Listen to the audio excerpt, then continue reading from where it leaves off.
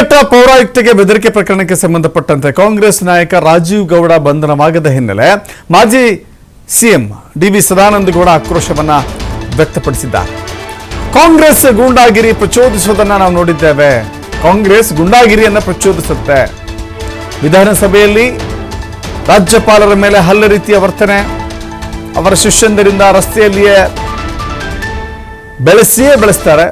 ಇಂತಹ ಸರ್ಕಾರಗಳು ಆದಷ್ಟು ಬೇಗ ಹೋಗಬೇಕು ಅಂತ ಹೇಳಿ ಮಾಜಿ ಸಿಎಂ ಡಿ.ವಿ. ಸದಾನಂದ ಗೌಡ ಆಕ್ರೋಶವನ್ನ ವ್ಯಕ್ತಪಡಿಸಿದ್ದಾರೆ.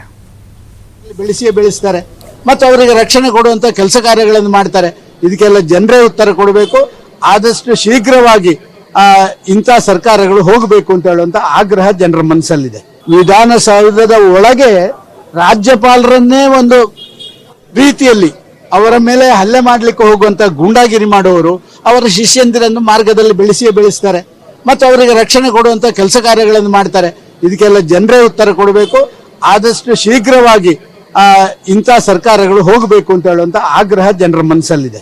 ವಿಧಾನಸೌಧದ ಒಳಗೆ ರಾಜ್ಯಪಾಲರನ್ನೇ ಒಂದು ರೀತಿಯಲ್ಲಿ ಅವರ ಮೇಲೆ ಹಲ್ಲೆ ಮಾಡಲಿಕ್ಕೆ ಹೋಗುವಂತ ಗೂಂಡಾಗಿರಿ ಮಾಡುವವರು ಅವರ ಶಿಷ್ಯಂದಿರನ್ನು ಮಾರ್ಗದಲ್ಲಿ ಬೆಳೆಸ್ತಾರೆ ಮತ್ತು ಅವರಿಗೆ ರಕ್ಷಣೆ ಕೊಡುವಂತ ಕೆಲಸ ಕಾರ್ಯಗಳನ್ನು ಮಾಡ್ತಾರೆ. ಇದಕ್ಕೆಲ್ಲ ಜನರೇ ಉತ್ತರ ಕೊಡಬೇಕು.